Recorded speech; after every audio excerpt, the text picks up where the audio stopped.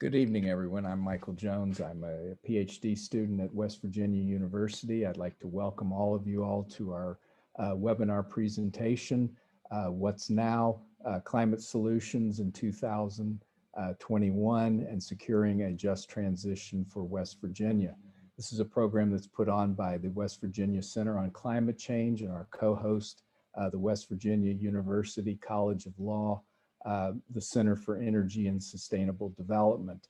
I'd like to welcome all of you to our webinar presentation. Just as a housekeeping matter, we do have a Q&A button at the bottom that you should see at the bottom of your screen. If you have questions either for a particular panelist or just generally about our topics tonight, please feel free to type those questions in. We're very excited to have really a great lineup of speakers. One of the benefits of doing this in a webinar kind of fashion is we can have speakers basically from all over the country.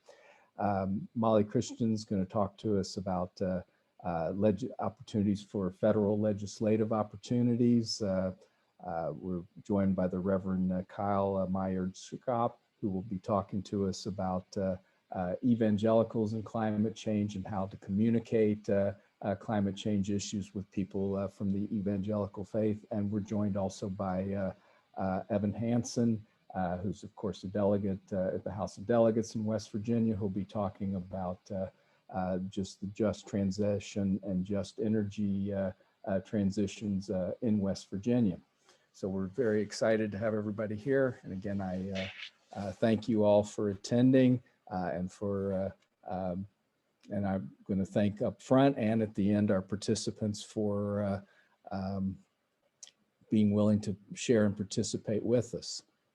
So we're going to start with our first speaker, Molly Christensen, who's a senior energy Christian. I'm sorry, I mispronounced that. It's a senior energy policy reporter for S&P Global Market Intelligence. It's based in Washington, D.C., where I believe she works out of.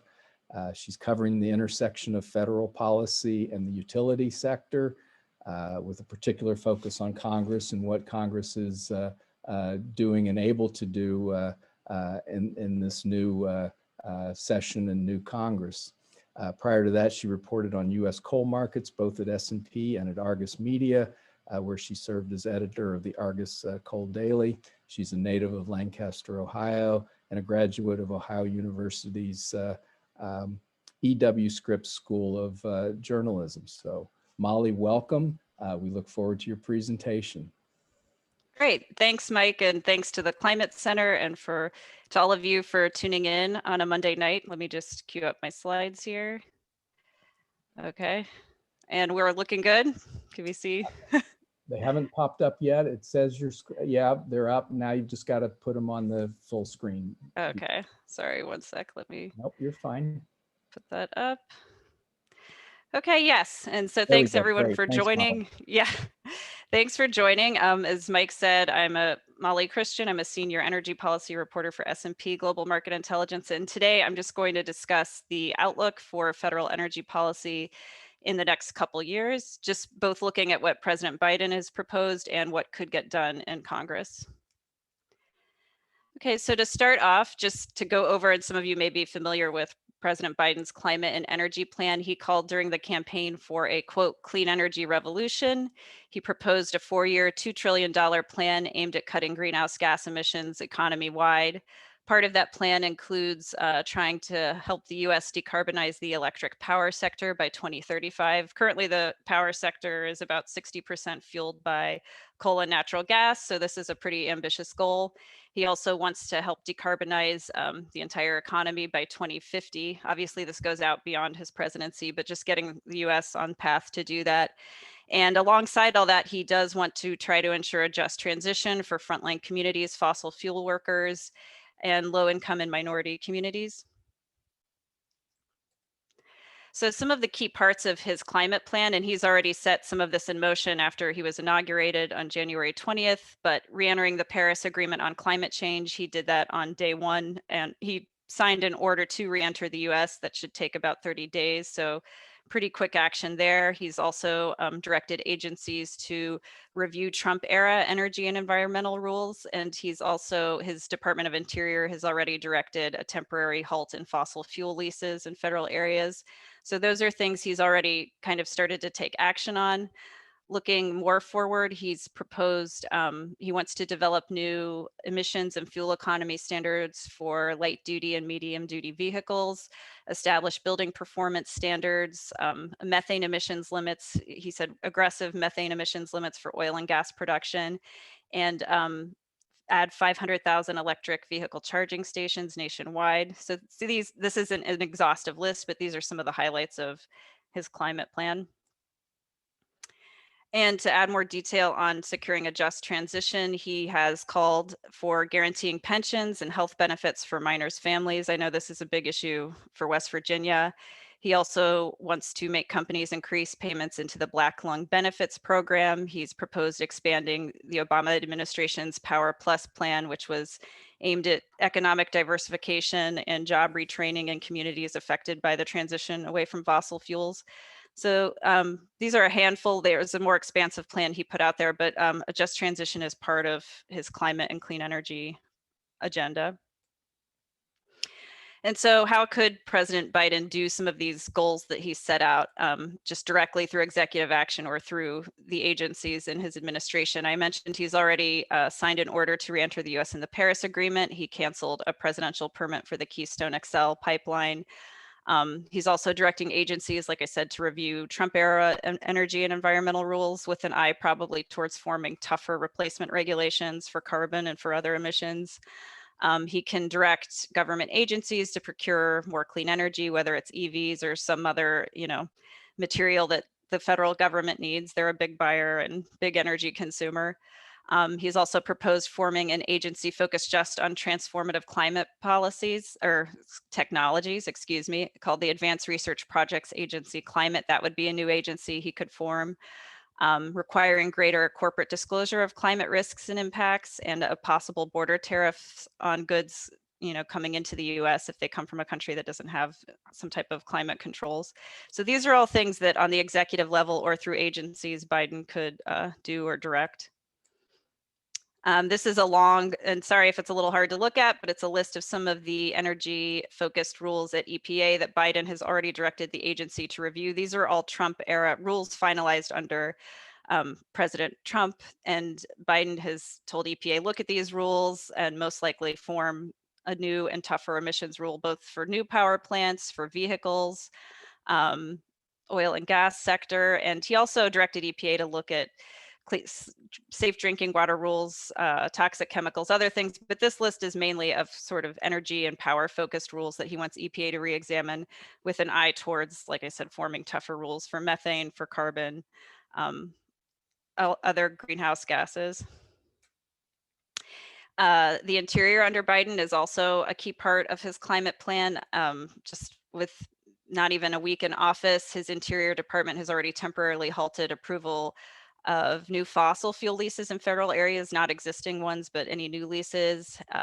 The Interior has placed a temporary moratorium on oil and gas leasing in the Arctic. And like EPA, the Interior is reviewing some rules from the Trump administration regarding hydraulic fracturing, methane flaring, some Endangered Species Act provisions. So just again, the theme of reviewing old rules and looking to possibly propose tougher ones with regard to climate.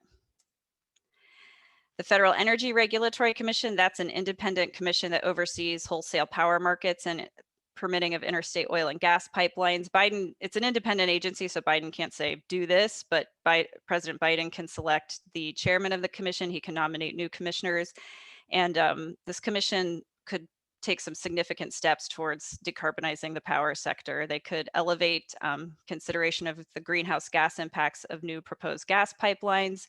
They could possibly revisit some power market rules regarding participation of state subsidized clean energy and wholesale markets.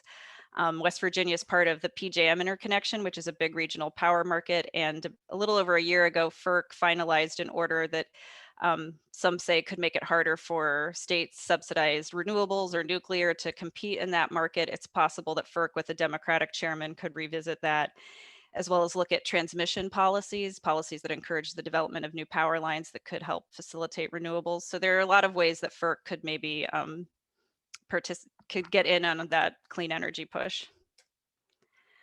This slide names some of the top people President Biden has nominated, even before he was inaugurated, people he's nominated to lead EPA, DOE, agencies that will have a big climate focus. This picture is of Michael Reagan. He's Biden's nominee to head EPA. Currently, he's the head of the North Carolina Department of Environmental Quality. This week, there's also a Senate confirmation hearing for Jennifer Granholm. She's Biden's nominee to head DOE. I mentioned that, or maybe I hadn't yet, that President Biden has already selected a Democratic chairman for FERC, Richard Glick. So this is a process he kind of put in motion pretty early on, even before being inaugurated. So I went over some of the things that President Biden can do on his own, but Congress is also a big piece of him fulfilling some of these big sweeping energy and climate goals. As I'm sure most of you are aware, there was a special election in Georgia a couple weeks ago, and now we know the makeup of both chambers of Congress. The Senate effectively now has a Democratic majority. Vice President Kamala Harris can cast a tie-breaking vote in the Senate. So with that vote, Democrats have a very small majority in the Senate. Democrats also have a majority in the House, again, a small one and smaller than last Congress. So while having a Democratic majority could help President Biden get even more done with Congress, it's important to bear in mind that with a very tight party split, it's going to be necessary to have bipartisan support to more easily pass climate and energy legislation. So that could be a potential barrier to some of his more ambitious climate goals. But again, even having that small majority will be somewhat of a help for him in getting stuff done through Congress. So this is a quote from Senate Democratic leader Chuck Schumer. He said, "We will consider bold legislation to defeat the climate crisis by investing in clean infrastructure and manufacturing, which will create millions of good jobs for Americans, regardless of zip code."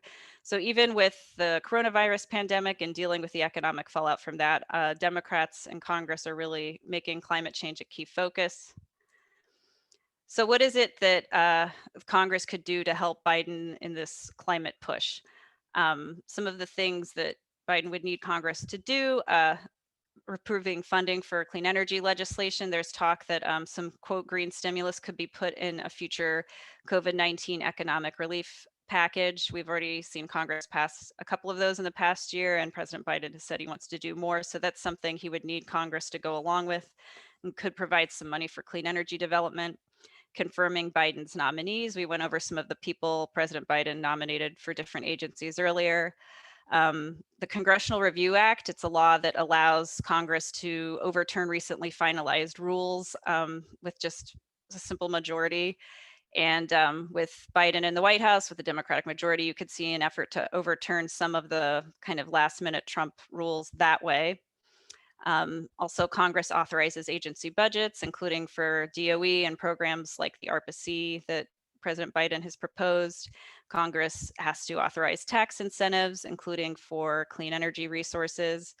And most of this, outside of the Congressional Review Act efforts to overturn Trump rules, most of these things I think have bipartisan support, and Republicans have expressed an interest in increased R&D for climate solutions, and in the past year or two have voted to extend tax credits for clean energy sources. So I think those things are in the realm of doable on a bipartisan basis, but some of these items at the bottom, a carbon tax, the National Clean Electricity Standard, those could be a little trickier and not as much bipartisan policies. We have seen both Republicans and Democrats propose bills to form clean energy electricity standards, but depending on how the bill is formed, it could have more support, or it could be narrower support. It just kind of depends on how those bills are proposed and what kind of targets they have in there and what sort of resources qualify as clean. So, but these are just some of the examples of things Congress could do and that would kind of bookend with President Biden's climate plan. So given that there is a narrow party split in Congress, how could Democrats pass big climate legislation? And again, this is a bipartisan priority. We're seeing more Republicans want to take action on climate.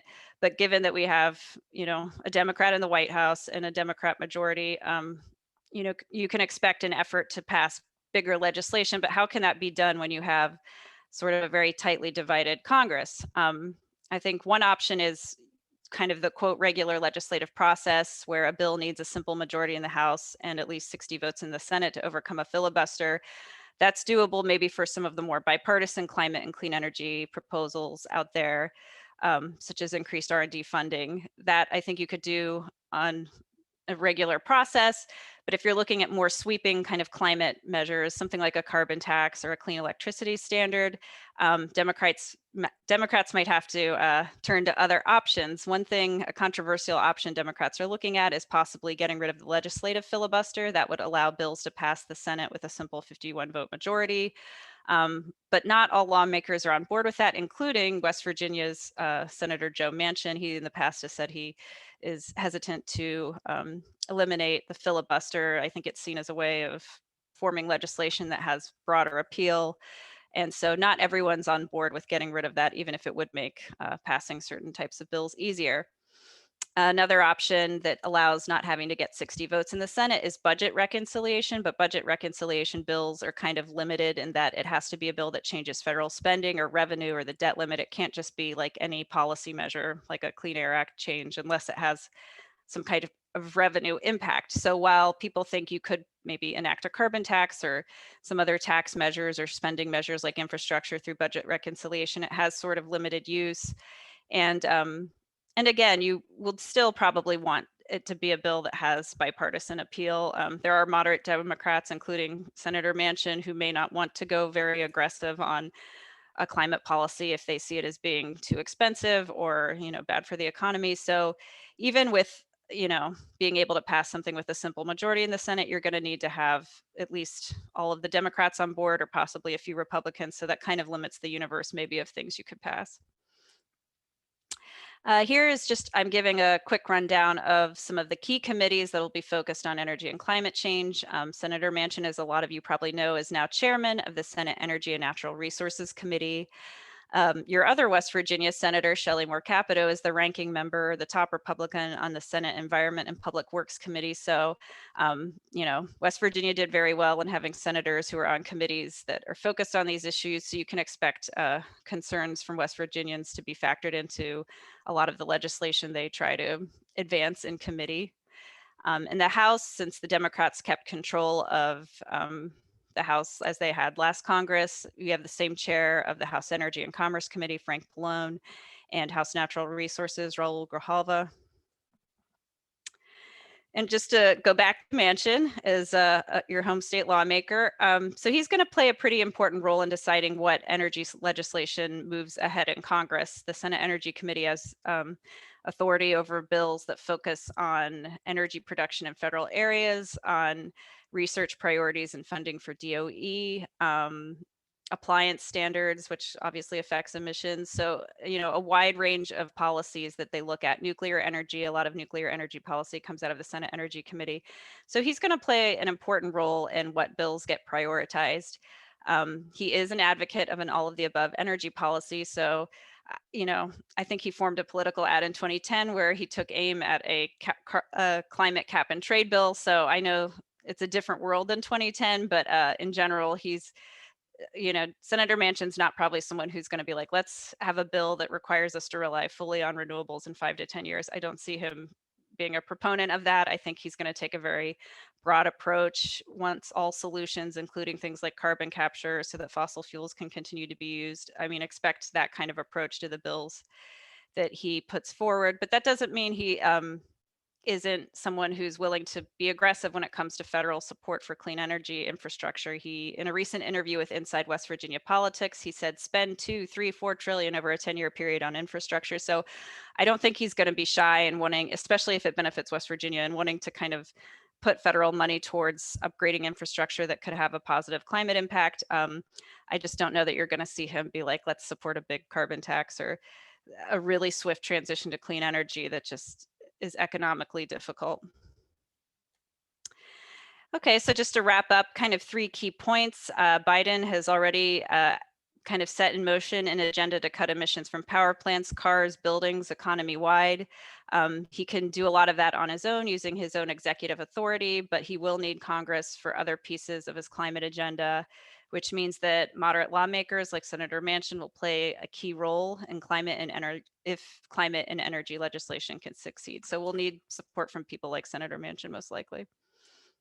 That's it. I'll be happy to take your questions, after the other presentations, and I'll kick it back over to Mike.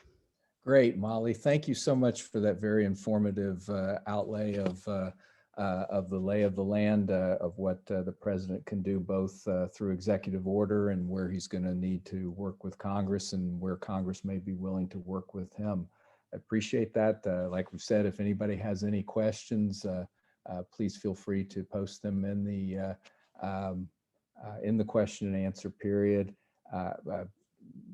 box, and we'll have all of our panelists here to, whether you have specific questions for Molly or for everybody, we'll do that towards the end. Our next speaker is joining us from Grand Rapids, Michigan. This is the Reverend Kyle Meyaard-Schaap. He serves as the national organizer and spokesperson for the Young Evangelicals for Climate Change, Climate Action, a national network of young Christians taking action to address the climate crisis as an expression of their Christian faith and witness and discipline. Kyle holds an undergraduate degree in religious studies from Calvin College, a master's of divinity from Western Theological Seminary, and is ordained in the Christian Reformed Church in North America. Much of his professional experience has involved the integration of theology, science, and action towards a deeper awareness of the Christian responsibility to take care of God's earth, both at home and around the world. So we welcome you, Kyle, and look forward to your presentation. Thanks so much, Mike, and thank you everybody for joining us tonight. It's an honor to spend time with you tonight and share a little bit about the work that I get to do at Young Evangelicals for Climate Action. Are you seeing my screen, Mike? Are we good to go? Okay. I'm sorry, I muted myself. I'm still just seeing your face. Okay. You need to 1 minute. Yep. Did not share share that screen. screen. Good. That's why we ask. Okay. Now we've got you. Good. All right. Thanks, Mike. All right. So for the next little bit, I'm going to be sharing about Young Evangelicals for Climate Action, what we do, why we do it, and how we do it. So Young Evangelicals for Climate Action was founded in 2012 in the shadow of an upcoming national election, if you can remember all the way back political light years ago, to the election between Romney and Obama. And in February of 2012, climate change had not been mentioned on the campaign trail once. Obama had a major speech that summer on climate change, and it made headlines because it was focused on climate change. That gives you a sense of where we were at that time nationally in the dialogue around climate action.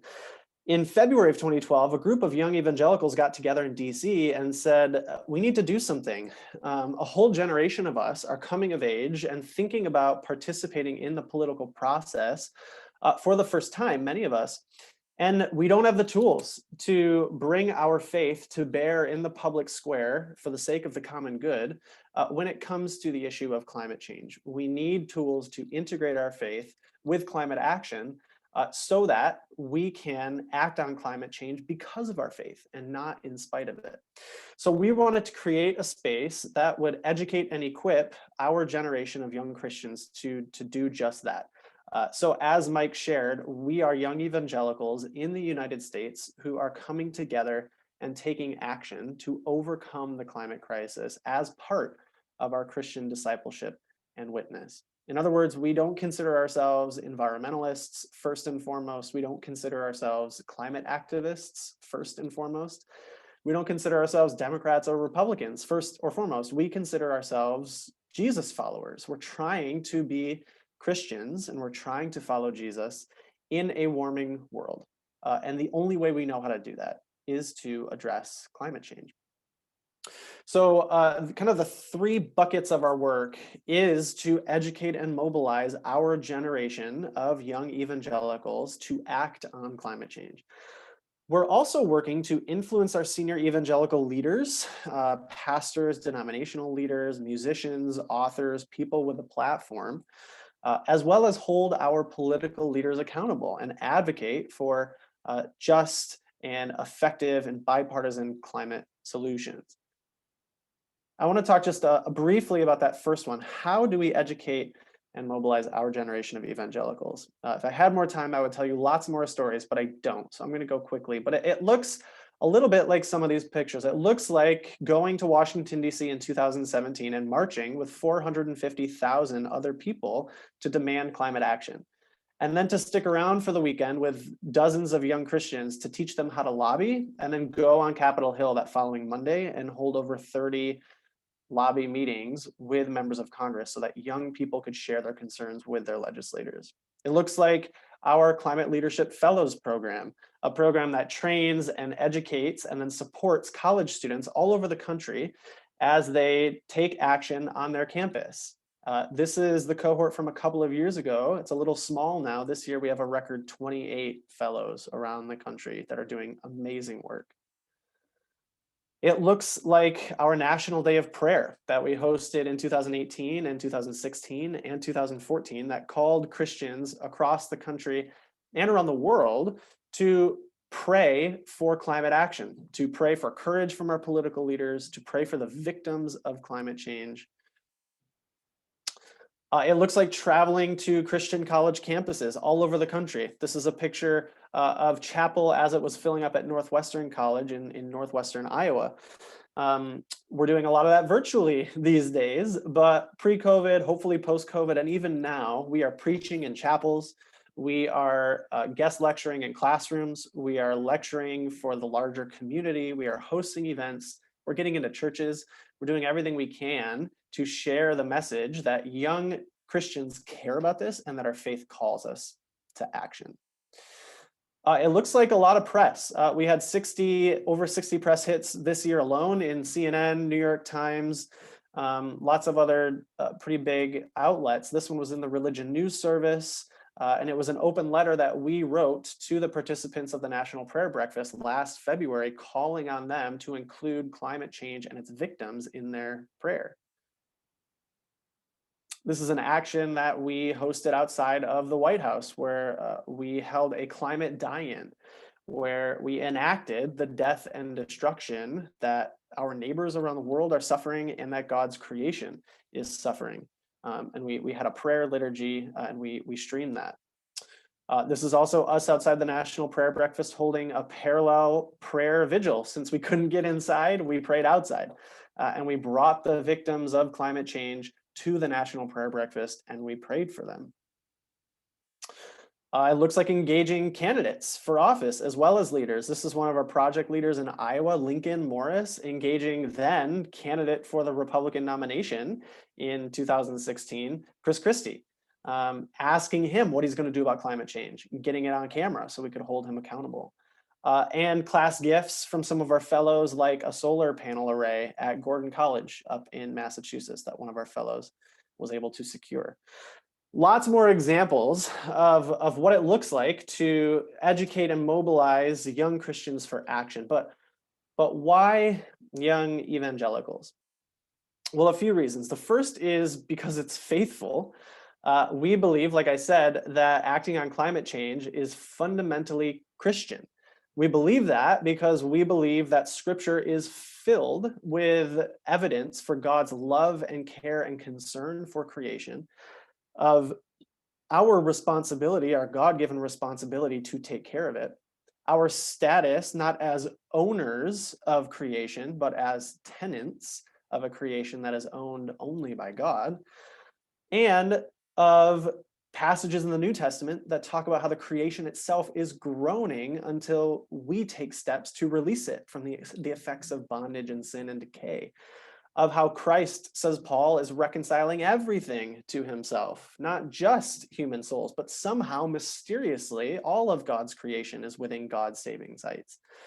And how the end of the story in Revelation shows us that the end is not human souls being sucked up into heaven, but God coming down to earth in a renewed earth, a restored earth, and joining heaven and earth once and for all, God's space and our space. We believe this is the story. And so we're trying to be faithful inside of it. I think the passage that really drives our work is in Matthew 22, when Jesus is asked, "Teacher, what is the greatest commandment?" Essentially, the question is, out of 630 commandments that you can choose from in the Hebrew Bible, which one is the most important? Jesus says, you know what, I'm not going to play that game. I'm going to tell you this. All of those 630 commandments hang on these two that I'm going to give you now. Love the Lord your God with everything you've got, and love your neighbor as yourself. Love your neighbor as if their present circumstances and future prospects are your own. When young evangelicals, and many, many other evangelicals for that matter, look out at the impacts that climate change is wreaking around the world, how it is degrading God's good creation, how it is diminishing creation's ability to give glory to God, its creator, and how our neighbors are being harmed by stronger storms, more severe droughts, we can't help but respond. We believe that acting on climate change is an opportunity for Christians and the church to get better at following Jesus' commands, to get better at loving God and loving our neighbors. We're also working with young evangelicals because there is a significant generational gap between older evangelicals and younger evangelicals. A lot of people who ask, why do you work with evangelicals, rightly assume that white evangelicals, at least, are some of the most suspicious around the science and skeptical of the solutions. And the data bears that out. There's no ifs, ands, or buts around that. However, when it comes to younger evangelicals, there is significant difference. This is a survey taken from actually from Pew's religious landscape study all the way back in 2014. I would love to see an updated version of this data, but we don't have it yet. But all the way back in 2014, millennial evangelical Protestants were saying that stricter environmental laws are worth the cost at 55% versus 43% of their parents and grandparents. I would love to pick a bone with Pew about the framing of this question, because I think it reinforces the false choice that environmental protection and economic growth are diametrically opposed. They are not. We can talk more about that later. But even with the poor framing of the question, you still get 55% of millennial evangelicals saying, yeah, it's worth it. If you break it out by ideology, recognizing that not all evangelicals are Republican, but many of them skew that way, even among younger Republicans, you see the same effect. And here I've circled the operative data point that 49% of millennial and Generation Z evangelicals said in 2020 that the government is doing too little to reduce the effects of climate change. Head and shoulders from boomer and older, and even Gen X, boomers who are at 25% and Gen X in the middle. There is a significant generational divide, and the anecdotal evidence from the work that we're doing bears this out. Young Christians get this. We have to do very little convincing that this is a problem. They understand it, they want to take action. We also do this work because young evangelicals are tomorrow's leaders of society's institutions and of the church's institutions. These are future pastors, future denominational heads, future presidents of Christian colleges and universities. If we can reach a generation with the message of faith-rooted climate action, gospel-rooted climate action, then we can form a whole generation of leaders tomorrow who are going to carry that in their hearts and who are going to be driven by that passion in the decisions that they make. By reaching young evangelicals, we are reaching an entire generation of tomorrow's leaders. But we're also reaching today's unique and potent messengers. Young evangelicals are very important messengers. When it comes to an issue as polarized as climate change, we know that the messenger delivering the message is almost, if not more important than the message that's actually being delivered, right? We need to find the right messengers for the right people, and young evangelicals are the right messengers for very important constituencies. Church leaders and pastors, conservative lawmakers, their parents, their grandparents. And research is bearing this out. This study was in Nature in 2019, and it shows how children can foster climate change concern among their parents. Kids can make a difference in how their parents think about climate change. The most interesting, I think, takeaway from this study is that they found that the most statistically significant relationship when it comes to moving a parent on climate change is between daughters of conservative fathers. Daughters can move conservative fathers more when it comes to climate change than any other group, any other kid to parent. It's fascinating, and it's borne out by the stories that we hear all the time in the work that we do of young Christians who are having conversations with their parents and changing hearts and minds. So how do we do this? I know I'm running close to my time, and I'm a preacher, so that's an occupational hazard. I'm going to do my best to go relatively quickly through this, and hopefully there's time at the end during Q&A to dig more deeply into it. But we do this in about four ways that I want to share with you. We build on shared values. We recognize and affirm existing identities. We communicate via trusted messengers, and we root action in hope. I'm going to take each of those one at a time, just briefly, to unpack them. So we build on shared values. What are some shared values within the evangelical community that we build upon? One is the authority of Scripture. I just shared how Scripture has so much to teach us about God's care and concern for creation, about our call to care for creation and for our neighbors. So we use that. Scripture is the rule of life and faith for evangelicals. So we go to Scripture and we illuminate it for people and say, look, it's not just a few passages tucked away in Genesis, but it's Genesis all the way to Revelation and right through the heart of the gospel. This is our call, and Scripture shouts it. Another shared value is the sanctity of life for the unborn as well as for other vulnerable populations. We share statistics like exposure to soot, airborne particles that are thrown into the air when we burn coal. Exposure to soot causes 15,000 preterm births in the United States every year. We know that heavy metals like mercury, lead, and arsenic and selenium that are put into the atmosphere, into our air and water through burning fossil fuels, we know that that crosses the placenta barrier and harms fetal development. We know that exposure to extreme heat in mothers during early gestation can lead to heart defects in the baby later in life, and how asthma impacts young kids, especially Black and brown kids. We can talk about how our passion for protecting the sanctity of life connects to the issue of climate change. For younger evangelicals especially, these appeals are appeals to justice, talking about how the effects of climate change don't press equally on all people around the world. And our passion for evangelism. If evangelicals are passionate about sharing the good news of Jesus, the good news of Jesus is that Jesus came to give us abundant life and to give it to us right now. So we provide for spiritual life as well as physical life.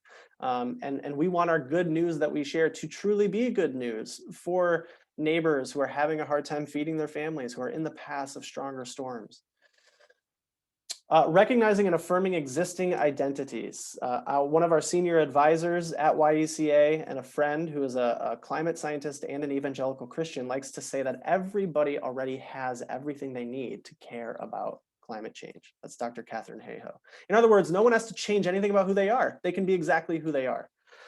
But the problem is, so often people in our community hear climate activists say something like this to them when they're inviting them into the movement. Hey, look, here are all the reasons that you and your loved ones are wrong about this issue. Here are all the reasons we and others who are nothing like you are right. Here are all the ways that you need to radically change the life that you love if you want to be right like us. Doing so is probably going to alienate you from every person you know and love, but don't worry, because it'll make you more like us, and the world will be more like we want it to be. Compelling stuff, right? What we're trying to do at YECA is to flip that and say this to the people we're trying to reach. Listen, here are the things that you care about and that make your community great, right? Affirm who they already are.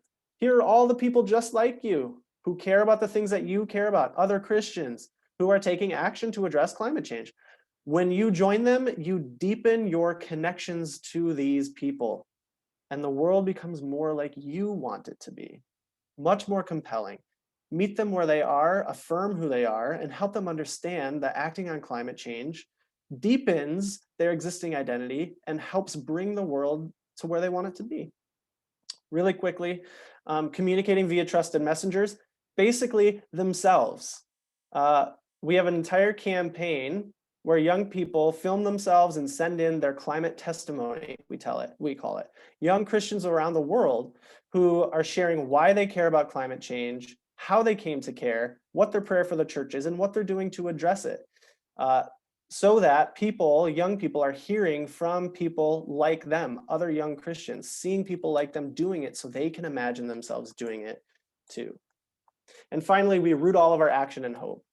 I'll go really briefly here. Hope and meaningful personal practices. We encourage people to make lifestyle changes, not just because it can make a difference, but because that forms us as people of faith. We think of them as spiritual disciplines. As we are formed into people after God's heart, which is a heart for creation, we then take collective action together and we celebrate successes. We find hope in collective action, an antidote to despair and isolation. And finally, hope in God's coming good future for the world that I already shared about. I'm short on time, so I'm going to skip Lindsay's story, but let me just say, Lindsay's story is one that is replicated over and over again in our network of a young person who grew up in a conservative home, went on to college. Lindsay did a study abroad program in New Zealand, was transformed, and came home and found peers who didn't know what she was talking about, family that didn't understand her. And she found community at Young Evangelicals for Climate Action. She started taking action with us. She has since joined our steering committee. And Lindsay's story, like I said, is echoed over and over across the country of other young people who are looking for meaningful ways to integrate their faith with action and to take action, not in spite of their faith, but because of it. I hope there's lots of time for Q&A so I can share more about Lindsay and the rest of our work, but that's all I want to share for now. Thank you so much for your time. Kyle, thank you for that great presentation, especially the comments about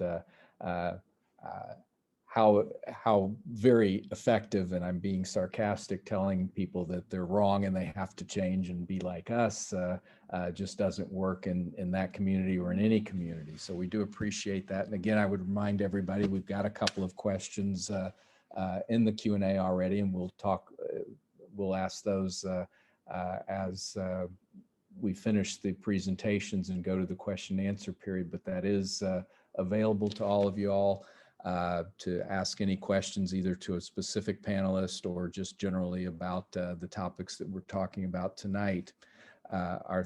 Again, Kyle, thank you very much. Our third speaker is Evan Hansen. He's the president of Downstream's Strategies, which is a West Virginia environmental and development consulting firm. He has his BS in computer science and engineering from MIT and an MS in energy and resources from University of California, Berkeley. He's also a member of the House of Delegates from here in Morgantown and has been very active in passing landmark renewable energy legislation and is working in the just transition field. So Evan, we look forward to your comments about what's the prospects for what's now in West Virginia. Thank you. Thanks, Mike, and thanks, Molly and Kyle, for those presentations. They were very interesting, and Kyle, I thought what you said was pretty powerful about how you're engaging people related to the impacts of climate change. You know, climate change is impacting so many people around the world and across the country and here in West Virginia. And what I'm going to focus on is how addressing climate change is also going to impact people, particularly here in West Virginia and other parts of the country that have depended on coal-related jobs for so many decades. You know, we could talk about policies and we could look at charts and data and things like that, but it all comes down to people that are impacted by decisions that are made. And and families that depend on incomes, local communities that don't always have a diversified economy. And, it's not just coal miners and their families, it's people who work for support industries, people who repair the equipment, it's people who work at diners in local communities or things like that. The impact of the coal economy on West Virginia is pretty far reaching, even today after production has declined so much in recent years and so many coal companies have gone bankrupt. Part of what's a tragedy related to the climate crisis, but also the situation we find ourselves in West Virginia, is that we've known that this day was coming for a long time. I mean, the climate science has been clear for decades, and scientists have become just even more clear about that in recent years, that humans are impacting climate. And we've known for a very long time that coal production was going to decrease in West Virginia. That part of what I've done for decades as a consultant is analyze issues related to science and policy. And we put out a report 11 years ago in 2010, looking at the projections of coal production in West Virginia and Central Appalachia. And we knew even back then that coal was being outcompeted by natural gas from cheaper fracking operations and from renewables that was getting cheaper and cheaper year by year. And when I say it's a tragedy, what I mean is that we've had a decade to implement some policies related to this transition that is happening to us based on economics, and to make it more of a just transition. But policymakers haven't really come around to do that until recently. I'm reminded of one of the slogans that people talk about in the tech world, and it's one that was thrown around at the Capitol last year, that we need to either disrupt or be disrupted.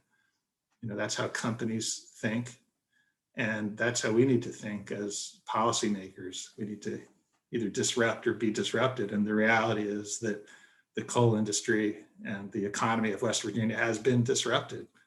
We've been being disrupted for many years now, and we need to take matters into our own hands. But the good news is I think we're on the cusp of really changing things and taking some real steps to start to diversify the economy in new ways. And these are bipartisan steps that start us down a path to a more just transition for the people in the communities that are impacted the most. And I wanted to give two examples of bills we passed last session, but then I wanted to talk about a package of bills that I'm putting forward for the new session that starts in just a couple of weeks. Last session, we passed two solar-related bills that were bills that I don't think we could have dreamed would have passed just 5 years ago. One of them got a lot of attention. It was the bill that we were calling the utility solar bill. And what that bill did is it authorizes each of West Virginia's 2 electric utilities to build 200 megawatts of solar and to offer that to their customers. So that's 400 megawatts total. And to put that in perspective for the entire state of West Virginia, last year we had 10 megawatts of solar, mostly on rooftops.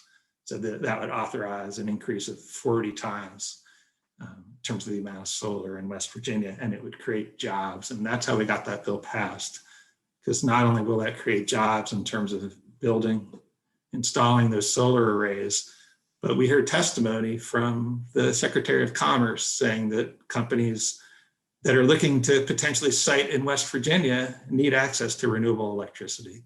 That's one of the top questions that he often gets asked, and he just had to tell a lot of these companies, sorry, if you need a lot of renewable electricity, you just can't get it here, and we need to change the policy. And that's already made a difference.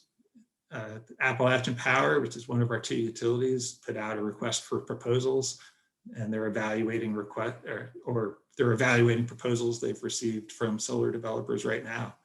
And it's my hope that we'll start to see that project move forward soon. The other utility in West Virginia, First Energy, they have committed to moving forward with their first 50 megawatts in 2021 as well. So I think that legislation has been a success, and we'll see jobs coming to West Virginia because of it. And by the way, it will also lower our carbon footprint and help address climate change. We passed another solar-related bill that got a lot less attention, and that corrected a punitive tax on large solar arrays. And it's not related to utility solar, but it's related to wholesale solar. And that bill passed, and we've already seen 2 very large solar developments being proposed. There's a 90 megawatt solar project that has already gone through all the regulatory hoops. It's going to be built outside of Beckley in southern West Virginia, the heart of coal country. And then recently a project was announced, a 100 megawatt project in Berkeley County that's being built on a former DuPont site, a brownfield site. And these are major investments. These are $90, $100 million investments that are going to bring hundreds of jobs to the community. They're going to be union jobs. They're supported by the unions and the Chamber of Commerce. And they're not only going to have a major impact on West Virginia's economy, but they'll have an even bigger impact on the local economy through payments to the county commission and to the school systems in the millions of dollars. So like I said, I think we're on the cusp, and those are 2 examples that we got done in a bipartisan manner last session. And I think the testament to the fact that these are real policies, not pie in the sky policies, is that as soon as those bills became effective in the middle of last year, we started to see movement and projects being proposed and approved. So I think we're set up pretty well to take the next steps here in West Virginia and find even more ways to create jobs, diversify the economy, and address climate change all at the same time. So I've got a package of bills. I'm calling it a new energy jobs package, and that's what these bills will do. They'll create hundreds, if not thousands, of local jobs in energy efficiency and in renewable energy. And they'll help to attract new businesses to come to West Virginia. They'll save taxpayers money, and they'll bring in investments to the communities that are hardest hit by the closure of coal mines and coal-fired power plants. And along the way, will help reduce our carbon emissions and address climate change. So let me describe in a little bit more detail three of those bills that are part of the package. The first one is related to solar. So while we addressed large-scale utility solar last session, what we didn't address was smaller scale rooftop solar. And we need a change in policy to help that take off in West Virginia. The bill that I'll be sponsoring, and it'll be a bipartisan list of sponsors, is the Power Purchase Agreement, or PPA bill. Power purchase agreements are simply a financing mechanism for rooftop solar. They allow a company to come in and build a solar array on your rooftop at no cost to you, but you get to save money on your electricity immediately. So it's a way to provide access to solar to people or to businesses or to nonprofits that just don't have the cash up front to install it. It's just a financing mechanism. PPAs are legal in most states, but not here in West Virginia. And what we found when we've looked at PPAs in other states, including next door in Virginia, that they're mostly used by nonprofits. So this would be a way for schools in West Virginia, so elementary schools, high schools, all across the state, to save money without any investment. It would be a way for churches and senior centers to save money without any upfront investment. And not only would they save money, but they'll move to cleaner, greener electricity. So that's the PPA bill. The second bill, and let me just say with the PPA bill that it's going to be a job creator, because there's going to be a lot larger demand for solar installations across the state. So these solar installation companies that we do have in West Virginia, but are not as large as they are in other states, they're going to have to hire staff. So there's going to be a lot larger demand for their services. So anyway, moving on to the second bill. The second bill is related to energy efficiency in state buildings. Last session, we passed a study resolution that requires a study of energy use and potential energy savings at state buildings. And there's a lot of state buildings all across the state, not just in Charleston. And what my bill would do is a few things, but the most fundamental thing that I'll talk about is it sets a target of saving 30% on energy bills by the year 2030, 30% in energy efficiency improvements. And that's a number that I think is achievable. And what that means, again, is jobs, because energy efficiency jobs are local jobs. These are jobs for people like the HVAC guys that swap out these really old and inefficient air conditioners for newer energy efficient air conditioners, be construction workers who blow in insulation or change out old windows for new energy efficient windows. It's jobs like that. These are local jobs and jobs that we would see a demand for all across the state. And it would save taxpayer dollars because there's so many efficiency improvements to do across these state buildings that there are many that have very short payback periods. You know, sometimes the payback periods for these efficiency investments can be just a couple of years. So I think that we should get some bipartisan support for that bill as well, because again, it has to do with saving taxpayer dollars and creating jobs. Those bills are just very specific examples of steps we could take to diversify the economy. In a sense, they are related to a transition or a just transition because they are diversification bills. But the third bill I wanted to mention is more specifically a just transition bill. And it's a bill that's modeled after one that passed in Colorado last year. And I introduced it last session, and it actually passed the House of Delegates unanimously. It passed 100-0. But unfortunately, it was too late in the session to get addressed in the Senate.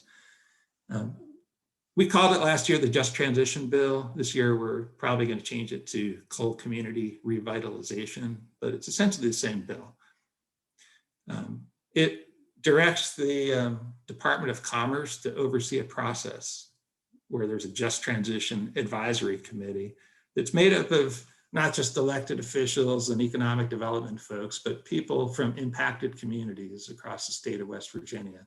These are the impacted communities where jobs have been lost, where mines have been closed. And the goal of this is to come up with a just transition plan so that we as West Virginians can say what we want, how we want to see things go in terms of diversifying our economies and creating opportunities for our kids and our grandkids. We don't want to just rely on outsiders. We want to develop this plan from inside West Virginia. And the goal is essentially to figure out how we could attract as many resources into these impacted communities and how we could attract as many programs into these communities to support what we want to do. And now is a particularly important time to do that after this election, because we really want to be able to align state policy and state needs with what's going on at the federal level. You saw in Molly's presentation how it's a priority for the new president to address these transition issues. He's using this language of a just transition. And we also know that Senator Manchin is very concerned about this issue, and he's trying to direct certain types of tax credits and other programs into these communities that have been hardest hit. So to the extent that we could have a state policy and a locally written state plan that aligns with these efforts at the federal level and that aligns with private foundations that are also pumping money into these efforts, the better we can do. The more money and the more resources we can do, and the more of those will be aligned with what local communities actually want. So that's the Just Transition Bill. That also had bipartisan sponsors last session, and like I said, it passed the House. So I'm hopeful that we'll be able to get that bill moving again this session. So just to wrap it up, this is a tough issue in West Virginia and anywhere. Just even talking about the fact that there is a transition going on is a sensitive issue. But I think we're on the cusp of something good, and we've seen some hopeful signs recently. For example, there's a new effort with WVU, a $25 million investment in attracting remote workers to West Virginia. That's something very different approach to economic development, a different approach to diversifying the economy. We've seen a renewed interest in bringing broadband to all corners of the state, because we know that that's just a fundamental piece of infrastructure that we're going to need to rebuild the state and to create new types of jobs. We saw the announcement recently that Virgin Hyperloop is coming to Tucker County, and that's going to create all sorts of new types of new economy jobs. So there's several good things that are happening. And I think these feed on each other, and access to renewable energy is part of that. So I'm looking forward to the session. I'm looking forward to working in a bipartisan way to get these bills passed and to find ways to align our state policies with the new federal policy as well. And I'm looking forward to questions as well. Thank you. Evan, thank you. I appreciate the update on what happened in the last legislature and what you're working on in this legislature. I invite all our panelists to go ahead and turn their cameras on, which they're doing great.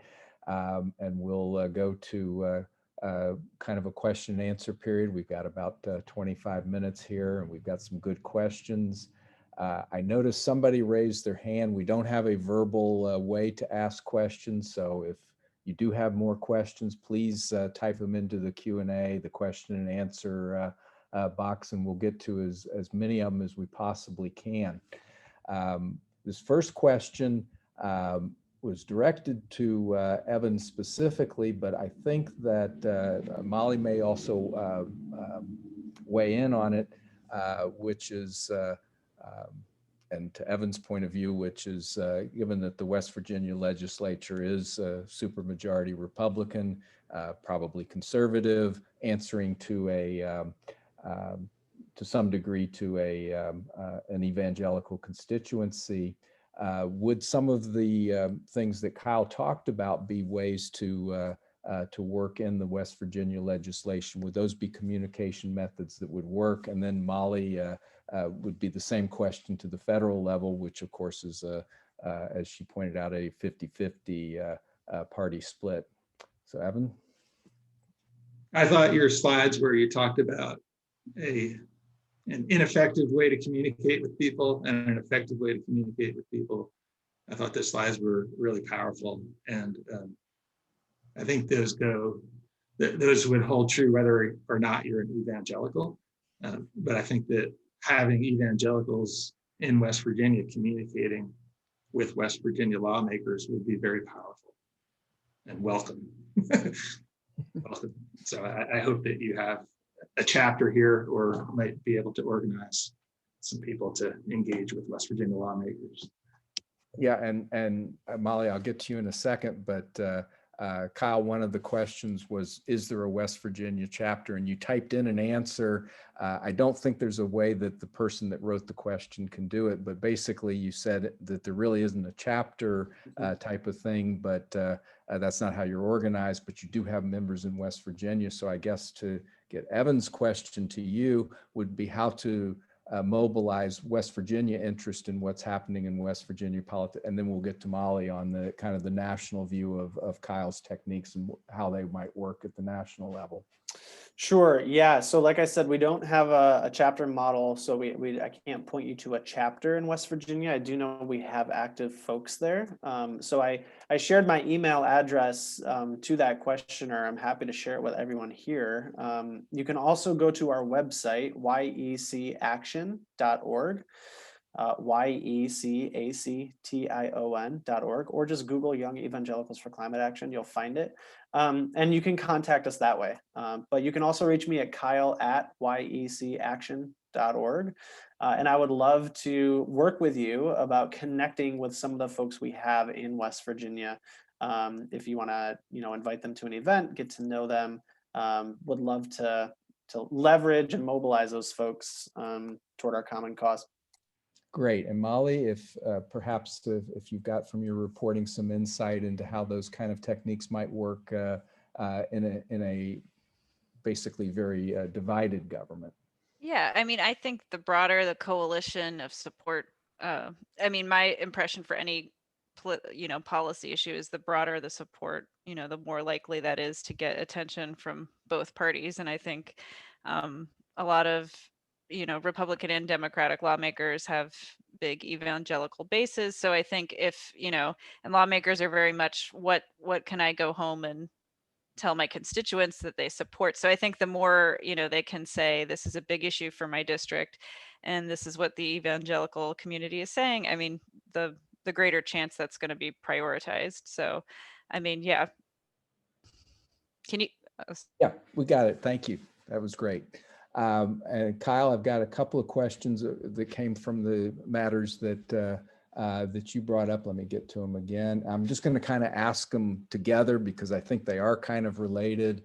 You noted that daughters have a particularly powerful impact on conservative fathers and why that is. And then taking these techniques, if we were going to our own evangelical community, whether we're a member of it or not, talking to our friends and neighbors, why are daughters effective and how do we best do it? Yeah, great question. I can't say exactly why daughters are most effective with evangelical fathers. I would point you, though, to a helpful book about kind of gender dynamics in the evangelical church called Jesus and John Wayne by historian Catherine Kobes-Dumay. She might be able to help you understand that dynamic.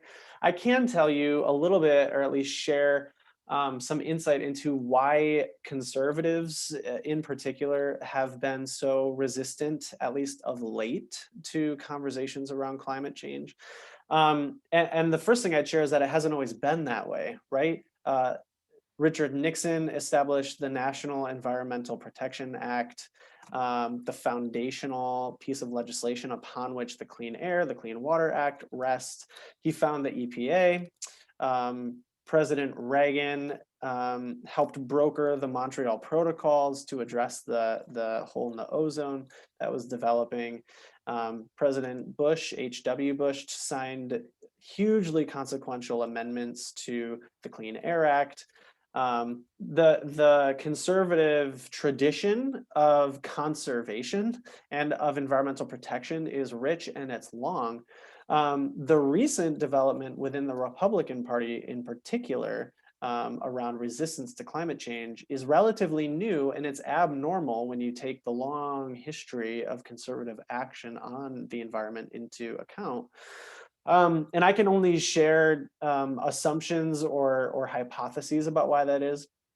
One is that there has been, and we can't mince words about this, there has been a concerted disinformation campaign that has funneled billions of dollars into the sole purpose of confusing the public debate, the public dialogue around climate change.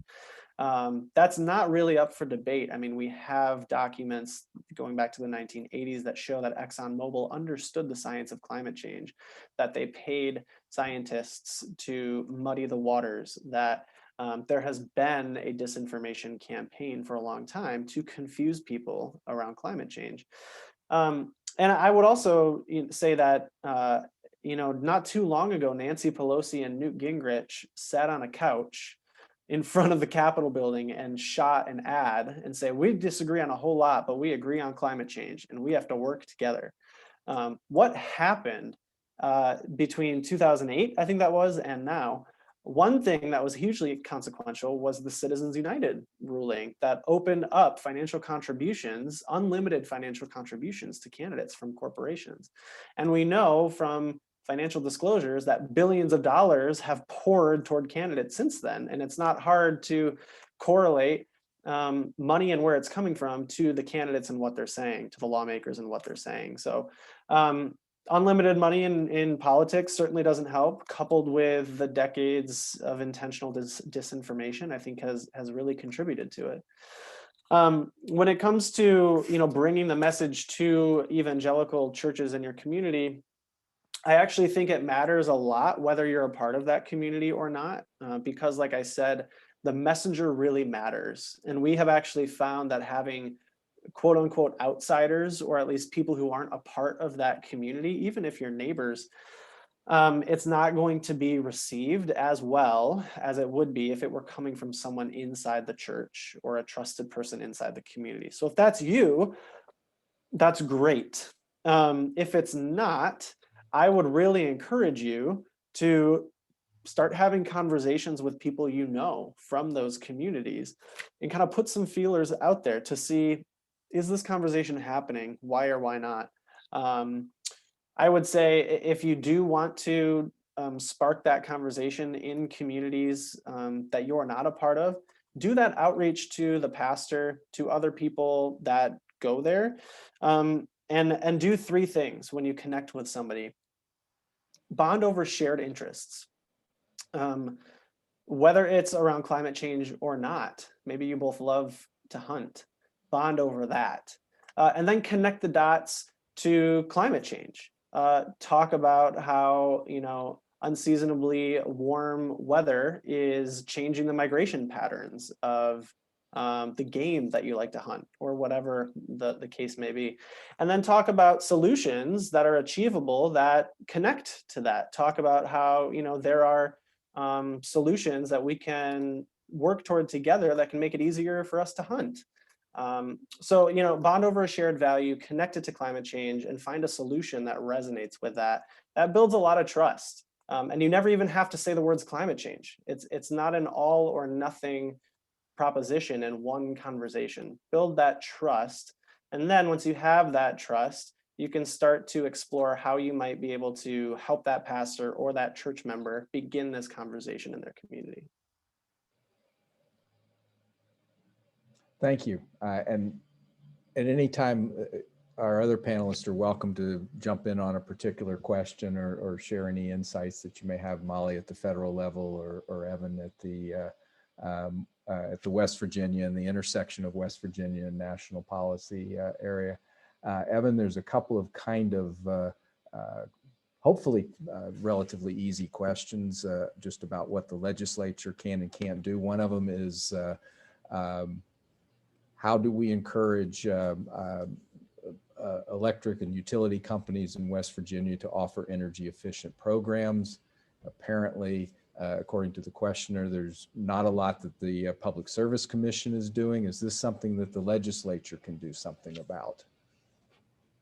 Yes, it is. And I've got another bill that I didn't mention that does just that, an energy efficiency resource standard for the state of West Virginia. It's a pretty common policy that neighboring states already have. And it requires the electric utilities to put into place programs to save a certain amount of electricity year on year. And our utilities are willing to do that. Appalachian Power put forward a pretty reasonable set of efficiency programs last year to the Public Service Commission, but the Public Service Commission shot them down and removed most of them. And that's because there's no requirement at the state level to implement energy efficiency. So the legislature does need to step in. We need it to be the policy of the state of West Virginia. Is that something to follow up? Is that something that you feel has bipartisan support at this point, or has a possibility of moving in either the House or the Senate this session? I would say it's too early. It's too early to know. The three bills that I highlighted are the ones that I think are the most likely to have bipartisan support and to move this session. But that would be a close fourth, I would say. Okay. And then also to you, Evan, because this is a Charleston related question. We have the usual luxury of going down to Charleston, meeting with our legislators. There's an environmental day. All of that has been canceled, at least in person. I know there's an online E-Day kind of presentation. But how would you say is the most effective way to communicate any citizen's idea about these different policies, or the most effective way just to interact with legislators in this pandemic? Well, that's a really good question, and we're all trying to figure that out. The session starts on February 10th, and it's going to be an in-person session. But what we've been told so far is that the public's not going to be allowed in the building unless they have an appointment. We've not been told what it means to have an appointment. And if there's certain lobbyists that are just going to happen to have an appointment every day and be there, and other people that are going to be kept out, or exactly how that's going to work. So we're trying to get answers to that. There's a couple of troubling things about the rules that are going to make it difficult for people to play a role as citizen lobbyists as they had in the past. One is that there's no longer a requirement to hold a public hearing when one has been requested in the House. They made a provision to allow public hearings to be done over Zoom, but there's no requirement to actually hold one. So that's really troubling, because that's often been a way to have people's voices heard. And then the other thing that has been changed is that committee agendas are supposed to be published online, but there's no requirement that the final agenda be posted online. Changes could be made right when a committee meeting starts, and the public isn't even notified of that with an updated agenda. So it's going to be a challenge. So, I think for legislators that are representing you in your district, get their cell phone number and start texting them. That's probably the best way to get in touch with them. But otherwise, stay in touch with people that you know at the legislature as things get closer, and we'll try to figure out how to make sure your voices are heard. And one of our participants added in the Q&A that E-Day, Environmental Day, virtually, but it does exist, and it's scheduled for March 10th this year. And so there will be all kinds of information from the various advocacy groups that will pass that out. So that's something to put on activist calendars that want to be involved in that type of thing. There's a couple of questions about, I think this one would probably be best for Molly, which is dealing kind of with coal policy and the impact of coal policy in West Virginia. You indicated, and rightly so, that Senator Manchin and Senator Barrasso are going to be leading the Senate Energy and Natural Resources Committee. What do you think that might mean for the U.S. coal industry, both in West Virginia, both in Bracero's home state, and just in general? How do you think Senate Energy is going to be approaching some of the coal issues? Yeah, that's a great question. I think having Senator Manchin as chairman and Senator Barrasso from Wyoming, which is another big coal producing state, is the ranking member. I think, they're going to, and I kind of mentioned this, try to prioritize support for technologies that can allow coal to be used in a carbon constrained economy. So I think that could be, more support for R&D for things like carbon capture. They don't deal with tax issues necessarily in the Senate Energy Committee, but I imagine they'll put their political weight towards things like, extended or expanded tax credits for carbon capture. So R&D and other kind of support and permitting support for adding carbon capture, I imagine, will be part of it. So I think that's one way, that's the most kind of obvious technological and policy solution to kind of keep coal in the mix, even as there's this effort to lower emissions. So I think, that'll be part of it. Also, I don't remember if it was Senator Manchin and Senator Barrasso, or one of them, they've both, I think, sponsored legislation to find beneficial use for carbon byproducts.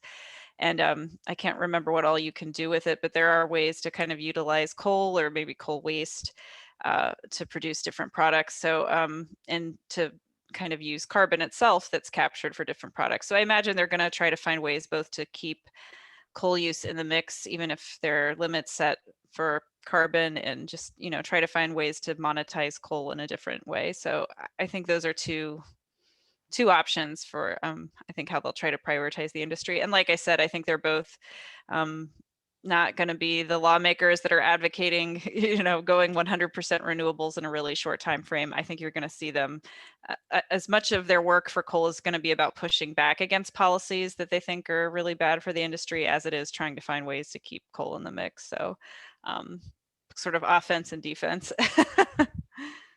And also for you, Molly, and related to coal is kind of the other side of it. The Obama administration had a social cost of carbon regulation that was repealed or replaced. I forget exactly which in the Trump administration. Is there going to be any kind of movement on that issue, either at the executive action or in congressional, or both? Yeah, at the executive level, President Biden already, in one of his executive orders last week, said he wants to reform an interagency working group that comes up with a social cost of carbon. That's like a per ton of carbon estimate of what the costs to society of not addressing climate change would be, whether that's extreme weather or, health impacts. So he's, one of his day one actions was reform that working group and come up with a number, at least temporarily, on how much damage is done per ton of carbon emitted, and that figure gets used in regulatory analysis. So if EPA or another agency puts out a rule to control emissions or whatever, that per ton number gets used to estimate what the cost and benefits of the rule are, like what the cost of not addressing climate change would be, what the cost of the benefits of reducing the emissions. So President Biden has already basically relaunched that number, and they haven't come up with an estimate yet of what the per ton costs would be, but I imagine they'll have something out pretty soon.